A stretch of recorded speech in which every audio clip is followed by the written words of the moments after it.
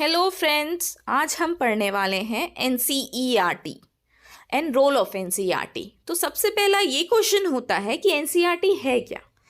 तो NCERT stands for national council of educational research and training.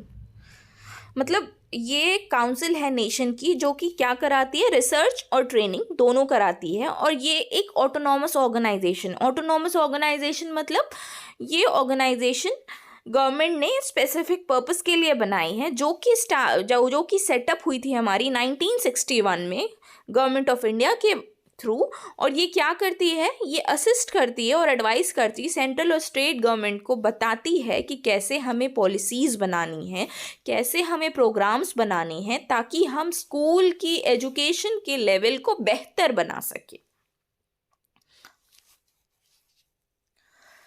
Major objective जो NCERT के हैं और उसकी कॉन्स्टिट्यूएंट्स यूनिट के हैं वो ये है कि ये क्या करती है, ये अंडरटेक करती है, प्रमोट करती है और कोऑर्डिनेट करती है उन एरियाज़ में रिसर्च जो कि स्कूल की एजुकेशन से रिलेटेड होंगी। आपने देखा होगा कि हमारी मोस्टली जितनी भी बुक्स होती हैं, मतलब वो सब NCERT पब्लिश करता है। NCERT हमारे फर्स्ट पेज पे लिखा रहता है।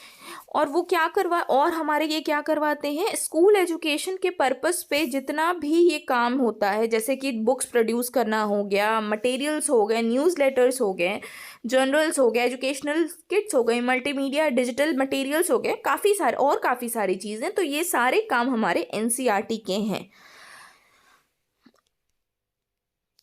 NCERT हमारी प्री सर्विस और in service training of teachers भी कराता है कि सर्विस से पहले या सर्विस के जॉब करने के दौरान भी टीचर्स की ट्रेनिंग कराई जा सके और एक अच्छे तरीके उनको सिखाए जा सके कि कैसे आप एक बच्चे को बेहतर तरह से पढ़ा सकते हो। NCERT कोलैबोरेट भी करता है collaborate in network with state educational department, state के एजुकेशन के डिपार्टमेंट के साथ कोलैबोरेट करता है, यूनिवर्सिटीज़ के साथ कोलैबोरेट करता है, NGOs के साथ कोलैबोरेट करता है, ताकि ये बेहतर से बेहतर एजुकेशन प्रोवाइड कर सके।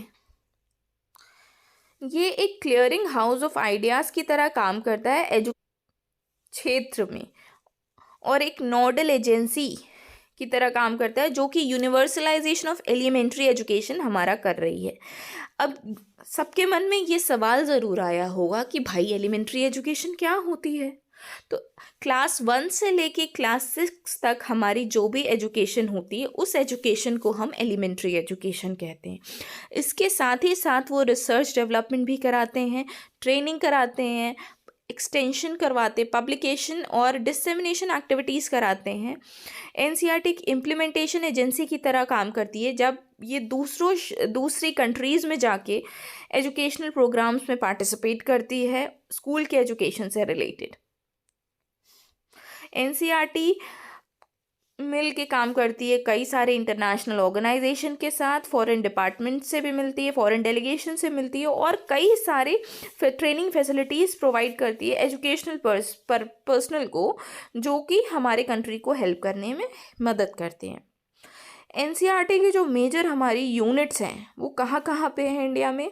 सबसे पहले हो गई national institute of education, new Delhi. Second, central institute of educational technology, that is also in new Delhi. फिर उसके बाद आती हैं हमारी Pandit Sundar Lal Sharma central institute of vocation education, ये हमारी भोपाल में है। Regional institute of education Ajmer में है। Regional institute of education Bhopal में है। रीजनल इंस्टीट्यूट ऑफ एजुकेशन ये भुवनेश्वर में है और एक और मैसूर में है। और north east regional institute of education हमारी शिलोंग में है। अगर आपको मेरा पढ़ाना पसंद आया हो तो प्लीज़ आप लोग मेरे चैनल को लाइक, शेयर और सब्सक्राइब ज़रूर करें। Thank you.